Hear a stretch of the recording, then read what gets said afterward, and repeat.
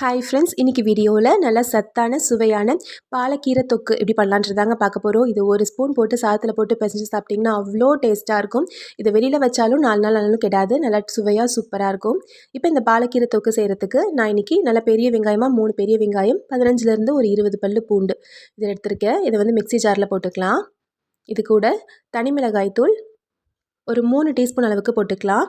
நீங்கள் இன்னும் கொஞ்சம் காரமாக விரும்புவீங்க அப்படின்னா 4 டீஸ்பூன் அளவுக்கு போட்டுக்கோங்க. இது கூடவே மல்லித்தூளும் ஒரு 3 டீஸ்பூன் அளவுக்கு போட்டுக்கோங்க. இது எல்லாத்தையும் மிக்ஸி ஜாரில் போட்டு நல்லா நைஸாக அரைச்சி எடுத்துக்கலாம்.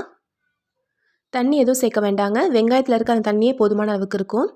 இப்போ ஒரு கட்டு அளவுக்கு பாலக்கீரை எடுத்திருக்கேன். பாலக்கீரையை நல்லா சுத்தம் பண்ணிவிட்டு ரொம்ப மொத்தமாக இருக்க காம்பெல்லாம் கட் பண்ணி எடுத்துருங்க. கொஞ்சம் மெலிசாக இருக்க காம்பெல்லாம் வந்து நம்ம எடுத்துக்கலாம். எல்லாத்தையும் நல்லா பொடியாக நறுக்கி எடுத்து வச்சுக்கோங்க.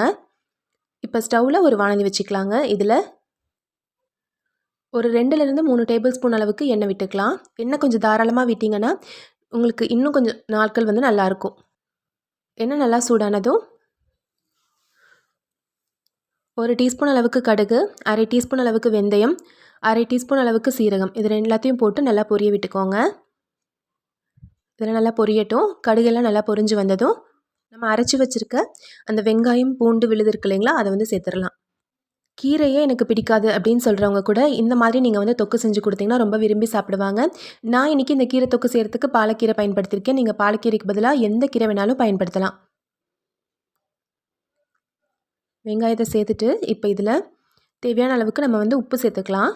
ஒரு 2 ஸ்பூன்லேருந்து ஒரு 2.5 ஸ்பூன் அளவுக்கு டீஸ்பூன் அளவுக்கு உப்பு சேர்த்துக்கோங்க. சேர்த்துட்டு இதை நல்லா மீடியம் ஃப்ளேமில் வச்சு வதக்கிக்கோங்க. இதோட பச்சை வாசனை போகணும், அது வரைக்கும் நல்லா வந்து வதக்கிக்கோங்க. ஓரளவுக்கு பச்சை வாசனை போனதும் நம்ம பொடியாக நறுக்கி வச்சுருக்க கீரையை சேர்த்துக்கலாம்.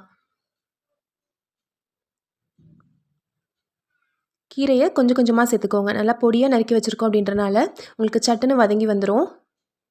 நான் ஒரு பாதி அளவுக்கு கீரை போட்டிருக்கேன். இப்போது ஒரு நிமிஷம் வதக்கிட்டு மீதி கீரையை நம்ம இதில் சேர்த்துடலாம். இதில் தண்ணி எதுவுமே ஊற்ற வேண்டாங்க.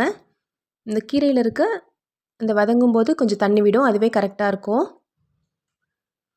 கீரை எல்லாத்தையும் இதோட சேர்த்து நல்லா வந்து கலந்து விட்டுக்கோங்க.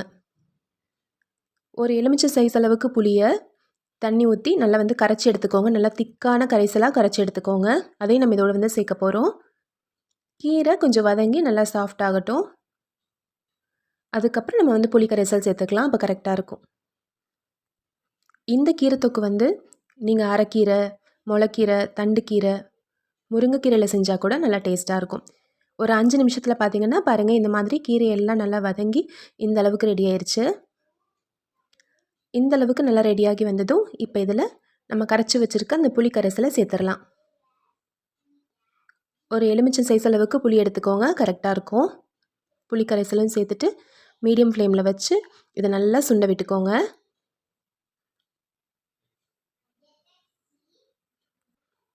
இது வந்து நம்ம சாதத்தில் போட்டு பிசைஞ்சு சாப்பிடவும் ரொம்ப டேஸ்ட்டாக இருக்குங்க. அது மட்டும் இல்லாமல் சாம்பார் சாதம், தயிர் சாதம் இது எல்லாத்துக்குமே ஒரு சைட் டிஷ்ஷாக வச்சு சாப்பிட்டாலும் ரொம்பவே நல்லாயிருக்கும். கிட்டத்தட்ட ஒரு 10 நிமிஷம் கிட்ட ஆகும் இந்த மாதிரி இந்த அளவுக்கு ரெடி ஆகிறதுக்கு. மீடியம் ஃப்ளேமில் வச்சு இந்த அளவுக்கு ரெடியானதும் நம்ம வந்து ஸ்டவ் ஆஃப் பண்ணி இறக்கிடலாம். நல்லா சூப்பரான சுவையான சத்தான பாலக்கீரை தொக்கு ரெடி ஆயிடுச்சு. நீங்களும் இதே அளவுகளில் இதே மாதிரி ட்ரை பண்ணி பாருங்கள். ட்ரை பண்ணி பார்த்துட்டு எப்படி வந்துச்சுன்னு சொல்லுங்கள். இது நீங்கள் வெளியிலேயே ஒரு 3லேருந்து 4 நாள் வரைக்கும் வச்சு சாப்பிட்டுக்கலாங்க. நீங்கள் ஃப்ரிட்ஜில் வைக்கிறதா இருந்தால் 10 நாள் வரைக்குமே கெடாது. கண்டிப்பாக இந்த ரெசிபி உங்களுக்கு பிடிச்சிருக்குன்னு நினைக்கிறேங்க. பிடிச்சிருந்துச்சுன்னா நம்ம சேனல் ராகாஸ் கிச்சனில் ஒரு லைக் கொடுங்க. ஃப்ரெண்ட்ஸ் கூட இந்த வீடியோவை ஷேர் பண்ணிக்கோங்க. தேங்க்யூ.